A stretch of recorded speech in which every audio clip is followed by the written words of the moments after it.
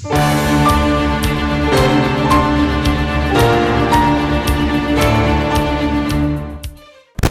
बार फिर आपको खुशामदीद कहता हूँ प्रोग्राम खुदा के लोग में। आज का हमारा प्रोग्राम फादर डे के हवाले से है और आज हम बात कर रहे हैं बाप की उस मेहनत को, बाप की उस तमाम कामों को जो वो अपनी औलाद के लिए हंसी खुशी करता है। गुज़श्ता दिनों मैंने एक वीडियो देख रहा था जो कि सोशल मीडिया पर थी। एक मुस्बत है और एक जो है वो मनफी है। बेटा अपनी वालदा को, अपने वालिद को अपनी बाइक पर बिठाता है और उन्हें एक चौराहे पर लाकर अपनी बाइक से उतारता है और उनके बैग को उठाकर फेंकता है और एक कपड़ों की एक गुठली सी होती है वो भी फेंकता है और अपनी बाइक लेकर वो चला जाता है। और वो बूढ़े माँ बाप दोनों अपनी उन चीज़ों को उठाते हैं और एक जगह पे चले जाते हैं जो कि ओल्ड सहारे के लिए जो है वो होता है। मैं जब इस वीडियो को देख रहा था तो सोच रहा था कि ये वही बेटा है जिसको इन्होंने पाला पोसा, इस काबिल बनाया और आज जब ये कुछ करने के काबिल नहीं है और आज वो उन्हें छोड़ा है, क्या वो अपनी बरकत को अपने हाथों से रोड पर फेंक के आ गया? मैंने अभी आपके सामने एक स्टोरी को रखा, क्योंकि जैसे मैंने आप ये बात कही कि आप खुदा के खादिम और मुख्तलिफ आप घरों में जाते हैं और खुदा के कलाम को वहाँ पेश करते हैं। तो जब हम इस हवाले से देखते हैं तो कोई वाक़या ऐसा जो आपने देखा हो या जिसे आपने मुशाहदे में आपके आया, तजर्बे में आपके आया हो? हाँ जी, बहुत सारे वाक़े हैं ऐसे, देखने में भी आते हैं, सुनने में भी आते हैं कि बहुत सारे नौजवान बेटे और बेटियां जो हैं वो अपने माँ बाप से लड़ते हैं, लड़ाई झगड़े करते हैं सिर्फ़ इस वजह से कि जो उनकी ख्वाहिशात हैं, उनके दिल की जो बात है या उनकी बात को ज़्यादा अहमियत दी जाए। तो बहुत अक्सर बात हमने सुना भी, देखा भी, बहुत सारे घरों में इस तरह के मसले मसाइल होते हैं कि लोग, पता लगता है कि जी कहाँ गया। अभी एक घराने के अंदर एक नौजवान था, ठीक है, और वहाँ पर मैं मतलब उस घराने में खुदा की खिदमत के लिए मैं जाता हूँ तो और मुझे वहाँ पे पता लगा, जब मैंने पूछा कि वो दिखाई नहीं दे रहा, तो मुझे थोड़ा सा और वे से बताया गया। लोग फिर शर्माते भी हैं, लोग घबराते भी हैं कि भाई खुदा के लोग से या किसी खुदा के खादम से हम इस तरह की बात करेंगे तो वो शायद उनके लिए, जब कोई काम आप शर्मनाक करते हैं तो फिर आप उससे खोलते हुए या बताते हुए भी शर्माते हैं। तो उन्होंने भी कुछ मुझे घुमा फिरा के बताया और खैर मुझे फिर बाद में पता लग ही गया, उन्हीं के थ्रू उन्होंने ही फिर मुझे बताया कि मसला यही था कि वो शादी का मसला था और उसका नाम क्या, वो अपनी मर्ज़ी पूरी करने को जो है वो घर से जो है वो चला गया। लेकिन कहने का मतलब ये है कि एक बाप और माँ जो आपको पालने के लिए, ठीक है,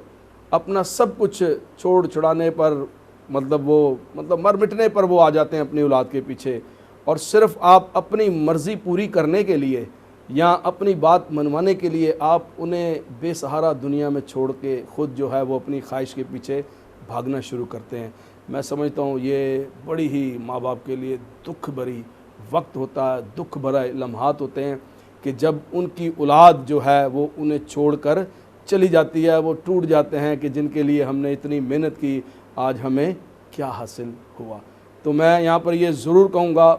उन बेटे और बेटियों से कि वो ज़रूर अपने माँ बाप की इज़्ज़त करें और उनकी बात को अहमियत दें, क्योंकि वो आपके सर के ऊपर एक घने दरख्त की मानिंद है। जिस तरह कि आपने कहा कि बाप जो है वो एक घने दरख्त की मानिंद होता है, वो साया देता है, ठीक है, वो ऑक्सीजन देता है, वो आपको खुराक देता है, वो आपकी देखभाल करता है। और मैं बताना चाहता हूँ कि हमेशा अपने बाप की इज़्ज़त करें, रिस्पेक्ट करें, क्योंकि बाप जो है वो हमारी उम्मीद है, ठीक है। मुसर्रफ बेटे को अगर आप देखें, जैसे कि मैंने पहले भी आपको बताया कि वो भी अपने बाप से जो है वो नाराज़ होता है, बिगड़ता है वो उसके साथ, और वो उसे कहता है अपना हिस्सा उस वक्त मांगता है जब उसे जरूरत नहीं है, लेकिन वो सिर्फ जैसे आज भी हम देखें अयाशी के लिए या अपनी बात को मनवाने के लिए वो कहता है, पूरा करने के लिए वो कहता है कि जी जो कुछ मेरा हिस्सा है, जो कुछ मेरा आता है वो तू मुझे दे दे। बाप की मोहब्बत देखें, वो देख रहा होता है कि जिद कर रहा है, ठीक है, और हमेशा बाप के अंदर रहम है, बाप के अंदर जो है वो अपने बेटे के लिए नरमपन है, वो नरम हो जाता है, मोल्ड हो जाता है, ठीक है, वो टूट जाता है उनकी ज़िद के आगे, ठीक है, वो खामोश हो जाता है, अपना मुंह बंद कर लेता है, और फिर भी वो गलती करके उन्हें मालूम है कि इसने आना फिर भी मेरे पास ही है। और बाइबल मुक़द्दस फरमाती है कि वो अपना सब कुछ लेकर जो है वो चला जाता है, और फिर वो अपने गलत कामों में, अपने दिल की ख्वाहिशों को पूरा करने के लिए, अपनी ज़रूरतों को पूरा करने के लिए वो सब कुछ लुटा देता है, यहाँ तक कि वो सूरों के साथ फलियाँ वलियाँ खाना शुरू कर देता है। और बाइबल ये फरमाती है कि जब उसकी अकल टिकाने आती है, जब उसकी होश टिकाने आती है, तो फिर उसे अपने बाप का ख्याल आता है। मैंने बताया कि आपकी उम्मीद जो है वो बाप से, वो बाप के साथ है, वो बाप के साथ है। आप बाप के घराने में ही महफूज हैं। कुछ ऐसे बेटे, कुछ ऐसी बेटियां जो ऐसे गलत कदम उठाकर अपने घराने से दूर हो जाते हैं, ठीक है, हाँ, कट हो जाते हैं,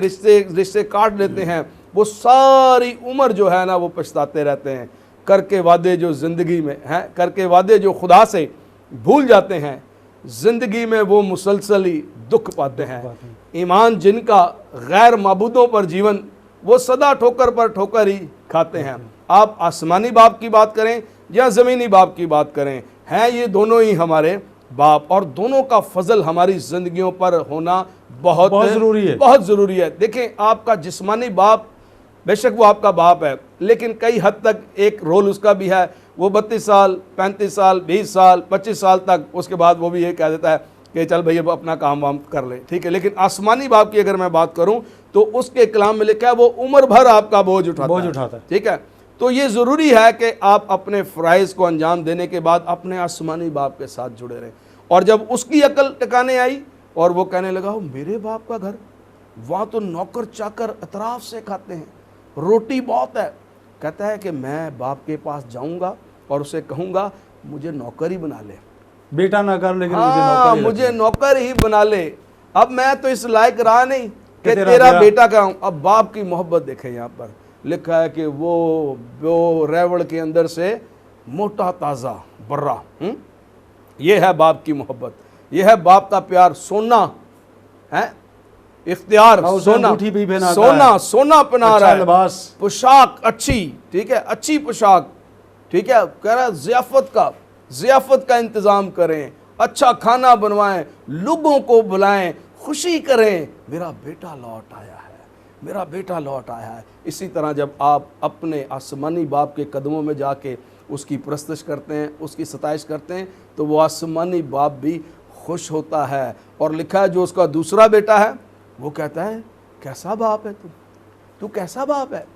मैं सारी उम्र तेरी खिदमत करता रहा, मैंने तेरी हर बात को माना, मैंने कभी तेरे आगे ज़ुबान नहीं खोली, जो तूने कहा मैंने वैसा ही किया, मैं हमेशा अपने सर को तेरे आगे मैंने झुकाए रखा, लेकिन कभी तूने मुझे अंगूठी नहीं पहनाई, कभी तूने मुझे अच्छी पोशाक नहीं पहनने को दी, कभी तूने मेरे लिए भेड़ के अंदर से, भेड़ खाना में से कोई बर्रा कुर्बान नहीं किया, तूने मेरे लिए कोई अच्छी ज़ियाफ़त का। वो कहता है तू सारी ज़िंदगी मेरे साथ रहेगा, तू मेरा प्यारा है, तू मुझे जानता है, तू मेरी इज्जत करता है, तू मेरी रिस्पेक्ट करता है। ये मर गया था,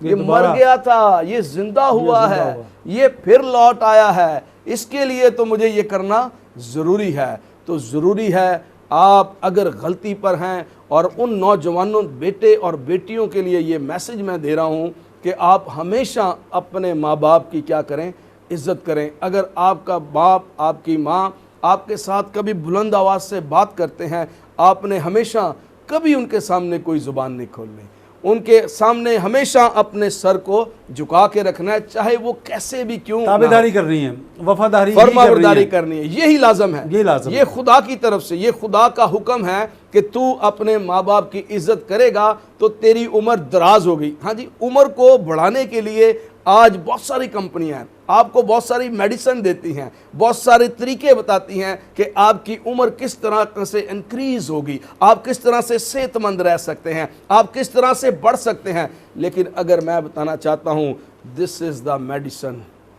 इससे बड़ी कोई मेडिसिन नहीं है, इससे बड़ा कोई मेडिसिन नहीं है, कोई टैबलेट नहीं है। ये खुदा का कुदरत भरा कलाम है और सिर्फ एक ही लफ्ज़ है, तू अपने माँ बाप की क्या कर, इज्जत कर। मैं एक चीज़ और देखता हूँ यहाँ पर, और बड़ी खूबसूरत है वो, कि बाप ज़्यादा मेहनत कर रहा है, जिसके पास वो काम कर रहा है उसको कहता है कि कोई भी नाम ले लें, और खालदे की गाले आज तू बहुत ज़्यादा काम करन डया। तो वो कहता है कि साहब आज जब मैं घर से निकला तो मेरे बेटे ने मुझसे कहा कि बाबा आज आपने मेरे लिए खिलौना लेकर आना है, तो अगर मैं 2 घंटे ज़्यादा लगा लूँ तो आपको कोई मुश्किल तो नहीं? तो उसने कहा लगा ले। अब यहाँ पर हमें एक और चीज़ मिलती है कि वो बच्चे की एक छोटी सी ख्वाहिश के लिए वो ज़्यादा मेहनत कर रहा है, ज़्यादा काम कर रहा है, ताकि वो बच्चे की ख्वाहिश को वो पूरा कर सके। लेकिन मैं फिर आपसे ये पूछना चाहूँगा कि जब माँ बाप कुछ बच्चों से कहते हैं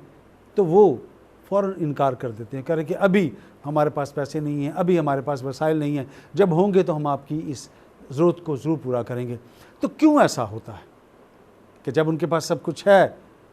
इसके बावजूद वो ऐसा क्यों नहीं करते? क्या कहते हैं? बहुत ज़बरदस्त क्वेश्चन है। और मैंने जैसे कि बताया कि हम इस तरह के बहुत सारे सर हम लेंगे एक छोटा सा ब्रेक के बाद आकर हम इस बात का जवाब ज़रूर आपसे लेंगे। नाज़रीन यहाँ लेंगे हम छोटा सा ब्रेक के बाद आकर हम जो बात हमने यहाँ पर की है कि बाप सब कुछ कर देता है, लेकिन जब उसकी बारी आती है तो शायद हम उस तरह से वो काम नहीं करते जो हमें करना है। कहीं जाइएगा, बात हमारे साथ रहेगा।